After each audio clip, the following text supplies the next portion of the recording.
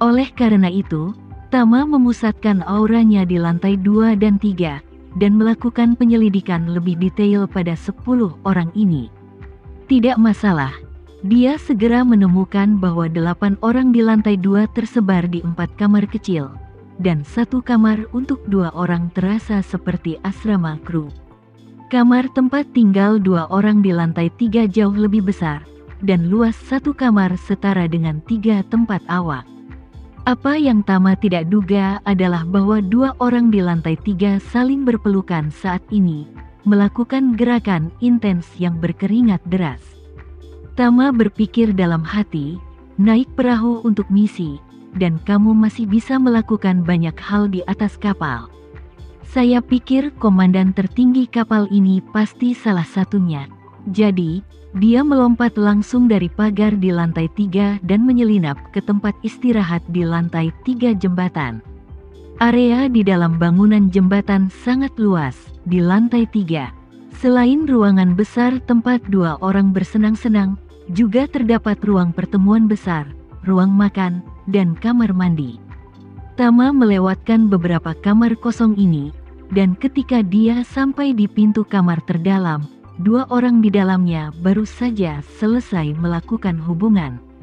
Saat ini, saya mendengar gemerisik pakaian yang dikenakan di dalam, dan kemudian saya mendengar seorang pria tersenyum dan berkata, "Tunggu aku akan pergi ke kokpit untuk melihatnya." Orang lain tidak berbicara, tetapi mendengar suara 2 orang berciuman. Kemudian terdengar suara langkah kaki mendekati pintu dari jauh ke dekat. Tama memegang pisau di telapak tangan kanannya dan menunggu. Saat pintu terbuka ke dalam, dia melihat seorang pria paruh baya keluar dari pintu. Sebelum pihak lain sempat bereaksi, Tama masuk menyerang dengan sangat kecepatan cepat.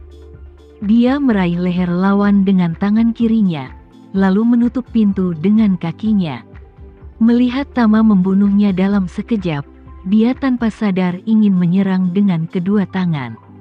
Namun, sebelum dia bisa bereaksi, Tama langsung menyegel kesadaran pria di depannya dengan jejak aura. Membuatnya tidak bisa mengendalikan tubuhnya sama sekali. Sebelum orang itu bisa mengetahui apa yang terjadi, kesadarannya benar-benar terpenjara. Tubuhnya berdiri diam, dan dia bahkan tidak bisa menggerakkan kelopak matanya.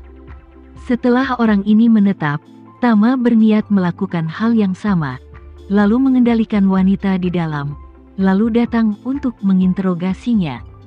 Saat ini, karena ada koridor sepanjang hampir 2 meter di dalam pintu kamar, wanita di kamar itu tidak tahu apa yang terjadi. Tetapi ketika Tama masuk ke kamar, dia tiba-tiba menemukan bahwa orang yang duduk di samping tempat tidur dan mengatur pakaiannya saat ini ternyata adalah seorang lelaki tua berusia 50-an atau 60-an. Melihat seorang lelaki berbaju hitam masuk ke kamar, lelaki tua itu terkejut. Dia mengulurkan tangan untuk mengambil pistol di samping tempat tidur. Apa yang tidak diharapkan Tama adalah bahwa gerakan lelaki tua itu sangat cepat. Dia memegang pistol di tangan kanannya dalam sekejap, dan dia seperti anak muda yang sangat cepat, sama sekali tidak seperti orang tua. Namun, meski kecepatannya cepat, itu jauh dari kecepatan Tama. Tama melihat bahwa dia memegang pistol di tangannya, tangan kanannya tiba-tiba bergetar, dan pisau langsung ditembakkan. Dengan keras, pistol lelaki tua itu dipotong dari samping. Pria tua itu dikejutkan oleh pistol yang terputus, dan pupilnya tiba-tiba menyusut. Dia akan menyerang Tama secara langsung, tetapi dia tidak menyangka Tama akan muncul di depannya tiba-tiba dan meraih lehernya. Dia meraih pergelangan tangan Tama dengan kedua tangan dan mencoba yang terbaik untuk melawan dengan putus asa. Tama tidak bersembunyi, tetapi mengumpulkan energi spiritualnya di pergelangan tangannya, mencekik lehernya dengan erat, dan berkata dengan mencibir, "Saya pikir pria dengan besar di luar adalah yang terkuat di sini, tetapi saya tidak melakukannya. Saya tidak berharap kamu menjadi master dari kegelapan tingkat ketiga. Ayo, biarkan saya melihat seberapa mampu kamu.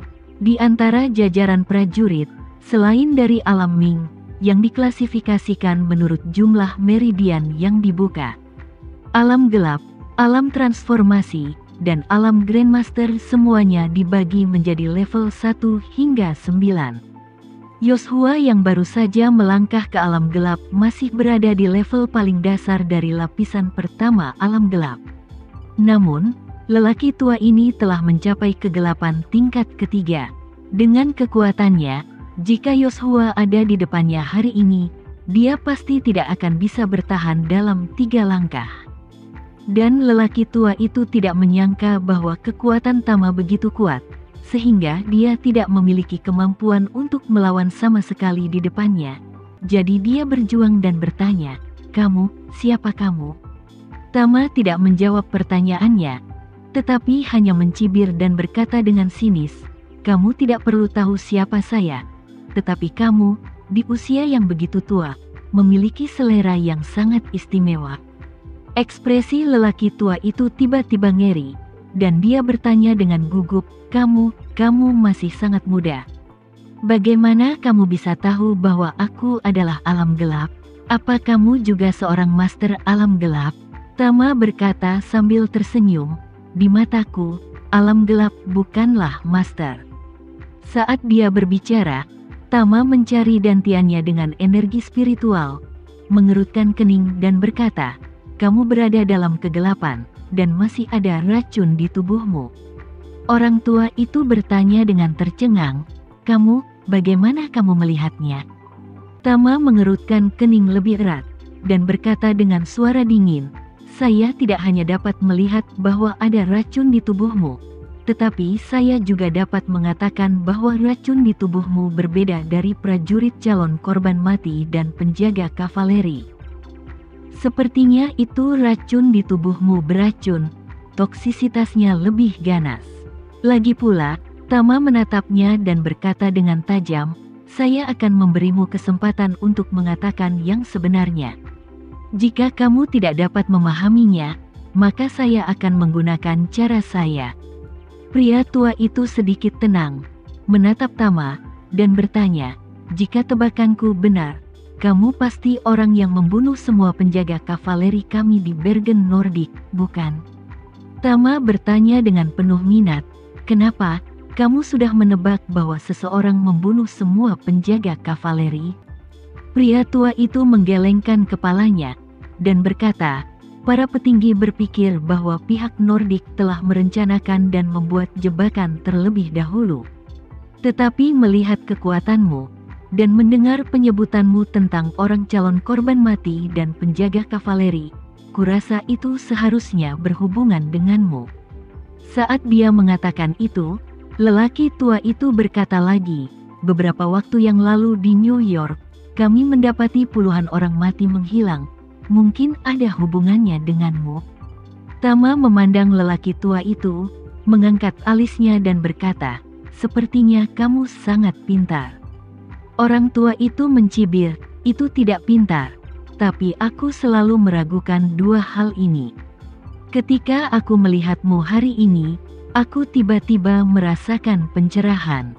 Kekuatanmu tidak dapat diprediksi, yang persis sejalan dengan 2 hal ini." Berbicara tentang ini, lelaki tua itu bertanya kepada Tama, "Kami tiba-tiba muncul di sini. Targetnya seharusnya bukan tulang lamaku, tetapi tempat yang akan kutuju?" Tama juga mengangguk dengan tenang, dan berkata, "Itu benar, karena kamu adalah orang yang pintar. Mari buka jendela atap dan berbicara terus terang. Apa yang saya tanyakan dan apa yang kamu jawab. Jangan sembunyikan apapun, jika tidak, saya akan mendapat $10.000. Cara untuk membuat hidupmu lebih buruk daripada kematian." Pria tua itu mengertakkan gigi palsunya, dan berkata dengan mata tegas, "Aku tahu kamu jauh lebih unggul dariku, dan mudah untuk membunuhku. Tetapi jika kamu ingin aku mengatakan yang sebenarnya, kamu harus berjanji bahwa kamu akan menyelamatkan hidupku. Jika tidak, aku akan menghancurkan taringku dan bunuh diri sekarang." Tama tersenyum dan berkata sambil bercanda, "Hancurkan taringmu. Beberapa dari kalian tentara yang mati di New York pernah melakukan ini sebelumnya. Tetapi bahkan jika dia menggerogoti taringnya, saya masih bisa membuatnya tetap hidup." Pria tua itu tersenyum dan berkata, "Kami juga baru saja mengatakan bahwa racun di tubuhku berbeda dengan mereka." "Kamu benar, memang berbeda, dan tidak hanya racun di tubuhku yang berbeda, tetapi juga racun di taringku juga berbeda. Berbeda, begitu racun di mulutku dihancurkan, bahkan para dewa pun tidak bisa menyelamatkannya." Tama bertanya sambil tersenyum, "Apakah ini sangat kuat?"